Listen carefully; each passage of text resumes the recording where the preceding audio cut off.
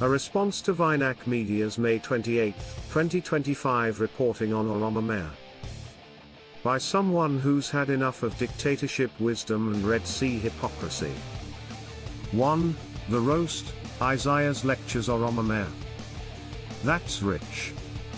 So Vaynak Media really sat there on May 28, 2025, with a straight face, that tried to paint Oromummaa as the next coming of fascism. Eritrea, a nation where you need government permission to breathe religious air, wants to lecture us on tolerance and unity. Sit down, collect your shipping containers and let's unpack this one. Let me get this straight, a country where Pentecostals are arrested for praying. A country where Jehovah's Witnesses get life in prison for refusing military slavery. A country where freedom of speech is so extinct it should be in a museum next to dinosaur bones. Has the nerve to say Oromummaa is the threat to the horn. Please. If Orwell were alive, he'd sue Isaias Afwerki for copyright infringement. And let's not forget, Eritrea didn't just fight for independence. They used the same Article 39 they now call dangerous. What was liberation for you suddenly becomes ethnic extremism when the Oromo invoke it. The hypocrisy is thicker than the humidity in Masoa. 2. Reality check, self-determination does not equal supremacy. Let's get one thing straight for the record, Oromummaa is not supremacy. It's self-respect. It is not fascism. It's survival. But if you really want to see fascism, look no further than Asmara, no elections in 30+ years. No free press. No worship unless it's state approved. One man, one gun, one grudge. Isaias Afwerki's regime makes North Korea look like a semester abroad. So the next time you want to define Oromummaa, try spelling projection first. Because the people calling us ethnic supremacists are literally running a country with zero tolerance for dissent, worship, or even the internet. The only extremism here is your addiction to control. Meanwhile, Oromummaa is simply a mirror you don't want to look into. It reminds the empire that not everyone was born to kneel. 3. The verdict, try self-reflection before you attack self-determination. Let's be blunt. Eritrea, you couldn't build your own country with a coast. You couldn't electrify your economy with all that sunshine.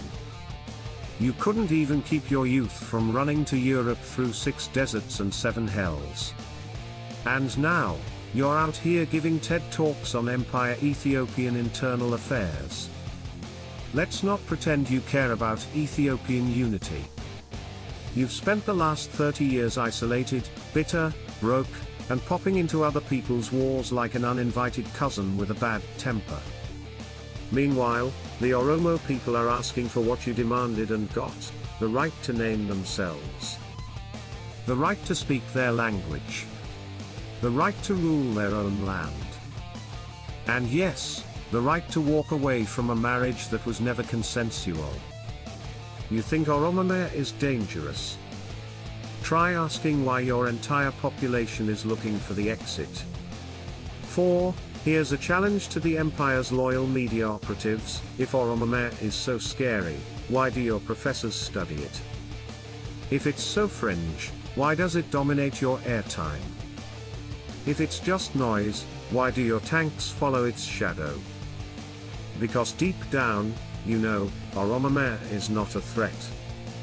It's the future.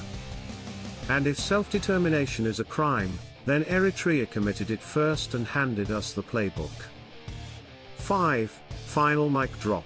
Before Isaias and his echo chambers call Oromo voices dangerous, they should maybe fix their crumbling ports, their disappearing population, their spiritual hostage crisis, and that little habit of losing wars they didn't even start. Until then, this ain't a debate. It's a reminder, don't throw rocks from a glass dictatorship. This was a roast, reality check, and a verdict. Oromummaa is not hate. It's heritage.